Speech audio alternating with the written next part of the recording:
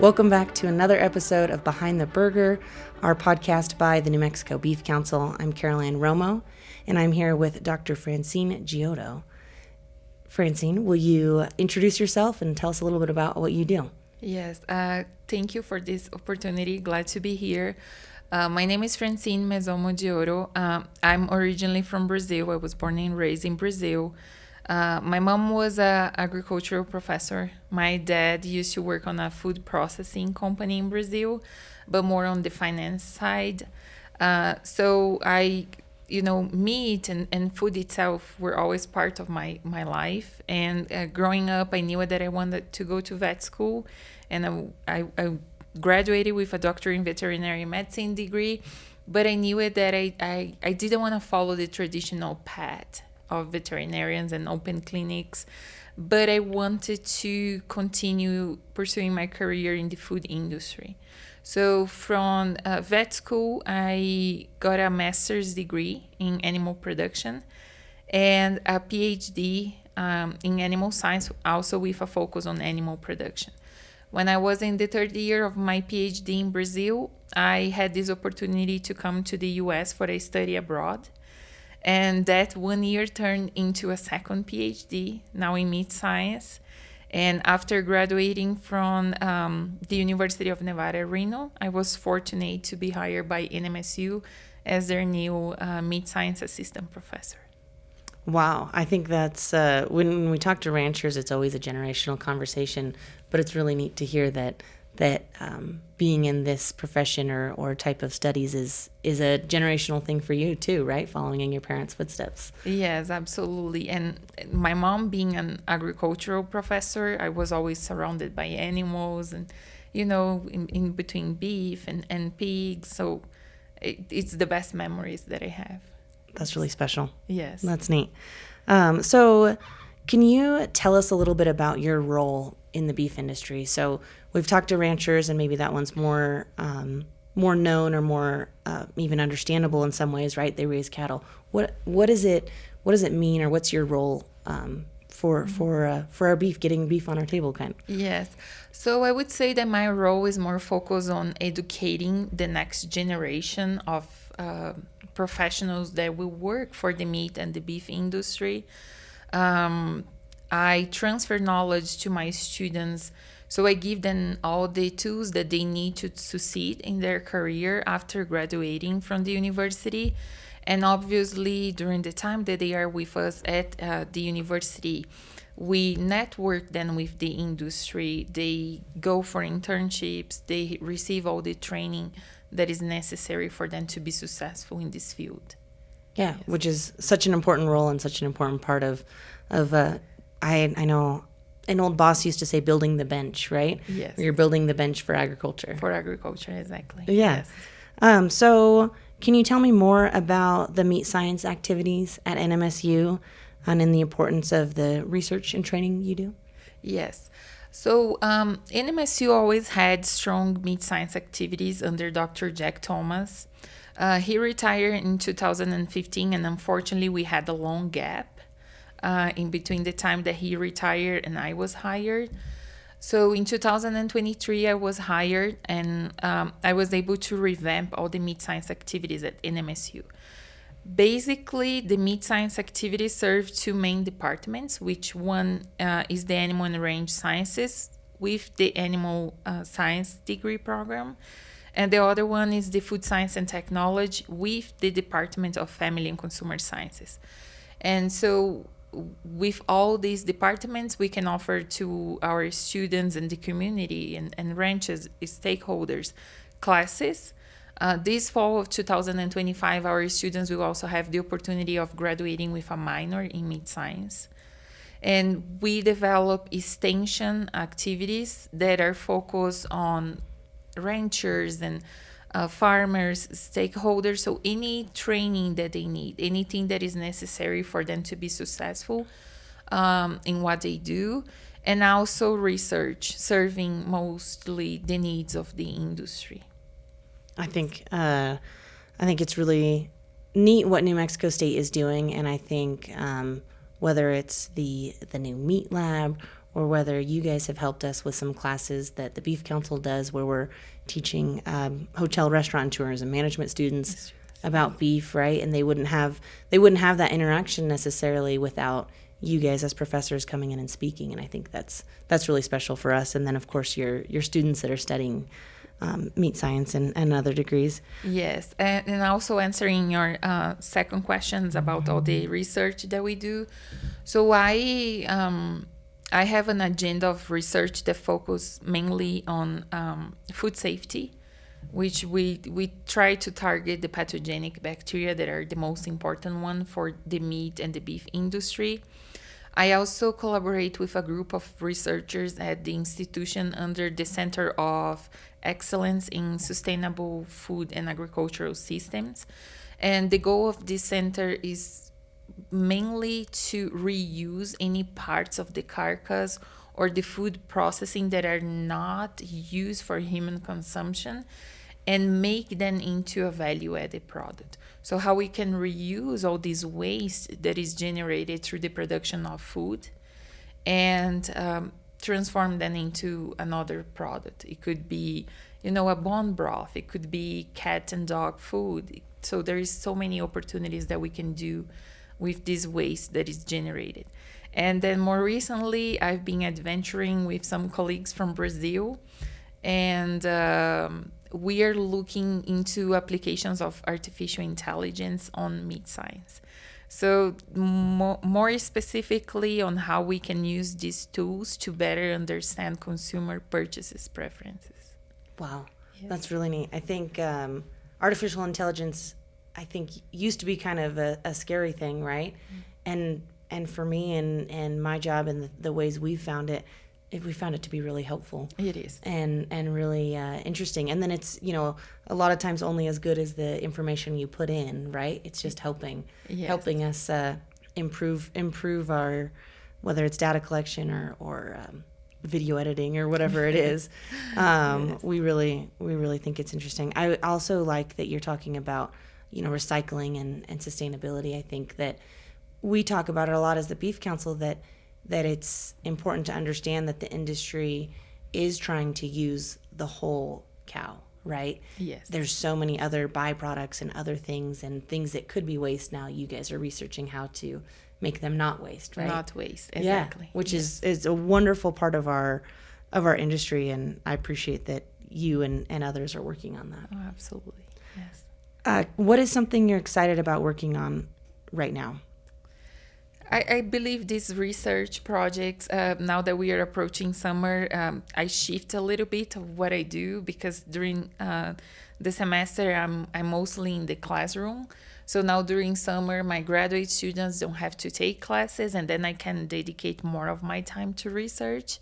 So this project with my colleagues in Brazil, where we're going to do this study focusing on populations here in the US and in Brazil, and then compare the results between countries, and also the collaboration that we have with New Mexico Beef Council.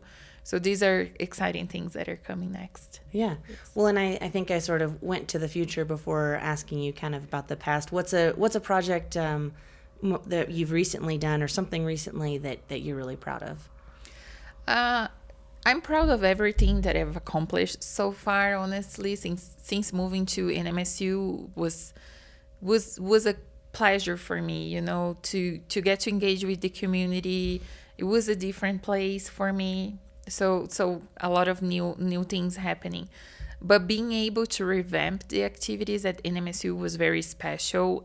My first year, I basically dedicated most of my time on developing materials, promotional materials, because as I mentioned before, we had a long gap between Dr. Jack Thomas and then I'm arriving at the university. So we didn't have anything. And I developed social media and marketing and promotional materials. I was able to collaborate with the American Meat Science Association and bring a student conference to our Las Cruces campus. So that was very, very nice. We were able to bring 40 students from the West region to NMSU. More recently, we just delivered food safety management training to producers and industry personnel. So that was also something that I feel very happy and proud about it. So everything that I was able to accomplish in this less than 2 years working for an MSU, everything is very special. Absolutely. I think we're glad you're there, and they're lucky to have you. I think there's a lot of great things going on in at NMSU, and like you said, the national conference coming. I think that obviously is a big deal, and Yes. it's exciting to see the meat science activities over in Las Cruces. Yes. So can you tell us a little bit about the research project we agreed to partner on? And maybe a backup, kind of a background. The New Mexico Beef Council has three things we can fund with our checkoff and state assessment dollars, and it's promotion, education, and research. And so Dr. Giotto has agreed to help us with the research side of it. So can you kind of give us maybe a teaser, or what that would do, and what the potential impact is on the beef industry? Sure. So the research is focused mainly on food safety. So when we think about the biggest challenges that the industry has right now, food safety is one of them. We need to always consider these pathogenic bacteria because they continue happening. They continue causing damage to the industry. They cause a huge burden in the industry, in the health. And they generate recalls, and they are related to foodborne illnesses. So these bacteria, they develop a mechanism of protection that we call the biofilms. So every time you have a bacteria and they adhere to a surface or to a meat, they will develop a biofilm to protect them. Okay. And most of the sanitizers and the treatments that we currently use, they are losing their efficiency over time. Wow. So that's why we continue seeing recalls, and we continue seeing people sometimes having these foodborne related diseases. So our goal is to use a different technology, which is a dry sanitizing method called cold plasma. And we are going to use this tool as a way to prevent these bacteria from developing, this mechanism to protect themselves and then continue their journey, let's say, in the food or in the surfaces in the processing facilities. So mainly is a way to try and overcome these challenges that we are having right now. And it's such an important challenge. I know I've had a lot of questions about food safety when we're presenting to classrooms. So young people are having the question. So I'm excited about the possibility and just appreciate your expertise that you're putting into it. Thank you. And we appreciate, New Mexico Beef Council supporting and funding this research, which is extremely important for us. Yeah, absolutely. Well, thank you. Thank you for including us. So what do you think is the most rewarding part being in the meat science and agriculture industry? Of course, you have such a diverse background with having a vet degree and all of that. So all of it together, what do you think is the most rewarding part? For me, knowing that we work every day to put food in people's plate, I think that's the most rewarding for me.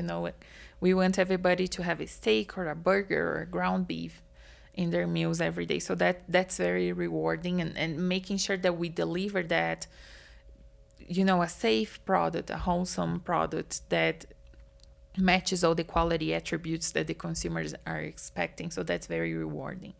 Especially for me being in academia, it's more fulfilling because I can teach my students about, the whole aspect of the industry. When I go to the classroom, we start with nutrition and how meat it's important for our development and for our brain development, and moving and presenting to them how it's important for the transportation, how we transport that meat and ensure that it reaches the consumers, maintaining all the quality attributes and the safety. And then discussing packaging and food safety and product development. So it's just fulfilling, again, be able to approach all the aspects of this important industry for all of us. Absolutely. Everyone has to eat. Yes. So we're reaching everyone by being in the agriculture and beef industry. We get to work for everyone, kind For of. everyone, yes. Yeah. And we eat every day. We're going to continue eating. We have more people, we have a growth population. So it's extremely important. And making the student understand the importance of the meat industry and just try to show them that this is such an important career opportunity for them. It's very special. Absolutely. Absolutely. When we talk to young people, we try and talk about the extensive careers in the beef industry. And we always talk about there's, from being a rancher to being a scientist to being a veterinarian to being a livestock inspector. There's just such a variety of jobs that you can still have a tie to where your food comes from and getting food on the plate. And I feel like the career opportunities are endless. Endless, yes. And another approach that I always use with them, I'm a veterinarian and I work for the meat industry. And so they can still go to the vet school and have the opportunity to continue working in the meat industry. So they have more opportunities, after a vet school. Yeah, absolutely. Absolutely. I know, no matter your background or you don't have to go a certain direction. You can be, you can do so many things. So many things. Yeah, exactly. and you can use what you've learned in vet school with, whether it's the, medicines or the biology or whatever. That's going to obviously translate to what you do now. Exactly. Yeah. Yes. Yeah. Interesting. Yes. So we kind of talk about the positive, but what is one of the biggest challenges you face in your role as a professor or even in as a scientist? I would say funding. Funding is always a challenge. Everything that we do in academia requires funding. So for me to be able to conduct my research, I need money. In order to publish their research or in order for my students to attend conferences and disseminate the findings of our research, we need money. For our students that are part of our meat judging team, for them to go out and compete, that costs a lot. So funding is always a challenge. There are better years, some years are more challenging than others. At the end of the day, we always have a limited amount of funding, and we all have to compete for that funding. And every time I mention we, it's like the whole U.S., right? All universities, all programs in the U.S. Competing for that a specific amount of funding. So I would say funding is always challenging. Yes. And that's such an interesting part of what you do. You wish you could just be teaching and researching, but you're also going out and asking for money, right? Asking for money. Yeah. Yes. Yeah. Yes. Not the favorite part of the job. Maybe no, not. Yes, but an important. It's necessary. Yes, absolutely. And a worthy cause. Yeah. What's one thing most people don't know about meat science? It's funny because obviously we are part of the meat science, so that's it's something that it's very clear for us. I think when kids have a background in FFA or 4-H, they know what is meat science. But every time I have a community event or I engage with people that they don't have a agricultural background, and they ask me, so what exactly do you do? And I say, well, I'm a meat science professor. And the reaction is always like, what? And then I explain, yes, meat, the meat that you eat. We have a science focused only on studying meat, and making it safer for you and everything related to meat. And they get so surprised, and it's something that they never heard about. And that's why in my first year especially, I worked so hard to promote meat science at the state level to let everybody know, hey, we are back. We have all these opportunities for you. And so unfortunately, a lot of people still don't know what is meat science. Yeah, which is so important, again, especially, the amount of questions we get about food safety or the conversations that I have about food safety, understanding that there's, professors at a university level across the nation focusing on food safety, focusing on meat science. I think, Science. yeah, it is an important thing to get out there. And do you want to plug your Facebook page? I think you have a Facebook. Is it NMSU Meat Science? NMSU Meat Science. Yes, we have the Facebook. We have an Instagram. We have a website. Okay. Also, they can find my contact, get a little bit more information of all our research and our facilities and every opportunity that we have at NMSU. So yes. Yeah, usually we do that at the end, but I thought now would be a good time. What what is your favorite part of the beef industry? Or agriculture, or yeah. Yeah, well, I think the core of all the industries are the farmers and ranchers, right? So they are the core of everything we do. So I'm very thankful for them. One special part that I really enjoy is product development. It's just seeing how we put together innovation with these products with our, with one main goal of making new products to consumers or changing the products that we currently have to accommodate better the needs that the consumers have right now. So for me, it's just fascinating how we can play with color and packaging and everything just being placed together in order to make our consumers happy. Yeah, that's really interesting. Yes. So why do you do what you do? Obviously, it's hard work. And you have, tons of paths you could take because of your degree and your background and your knowledge. So what inspires you to keep going in what you're doing? Keep going. So as I mentioned at the beginning, my mom was an educator and at an agricultural school, and my dad being in a food processing company, I was always surrounded by animals and food, and I got to spend my childhood at my grandfather's house making sausages and salami and blood sausages, and those are always the best memories I have. So I was always passionate about teaching. Having the background from my family, education has always been part of who I am. I love the classroom. I love entering the classroom and knowing that I'm going to change my students' life in every class, teaching them something new and making them more qualified to pursue their dreams and careers. So that's something that makes me very proud.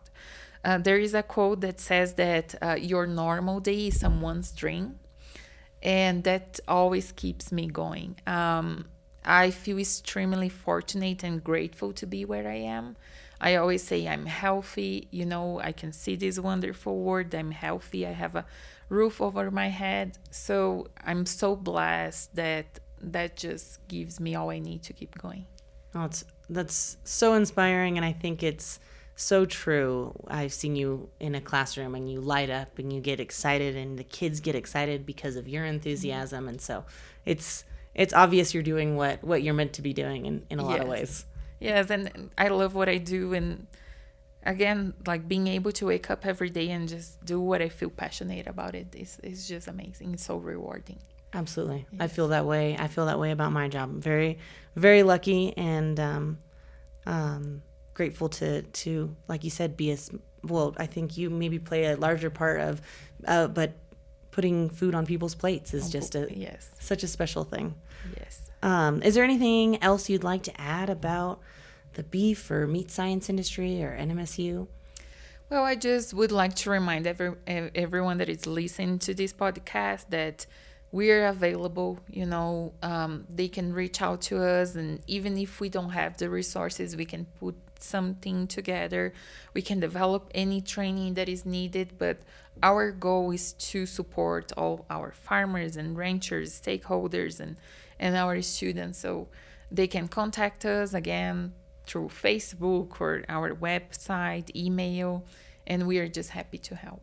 Such an important resource for our community, our state. Yes. Okay, so the last question. What is your favorite recipe or favorite way to eat beef? To eat beef? I'm very simple, honestly. I love a grilled steak just with salt. Growing up in Brazil, salt is all we usually use.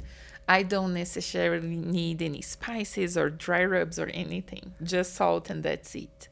If I would share a recipe, I love beef stroganoff. Okay. Which is a very easy recipe to make. We can easily find all the ingredients here in the US.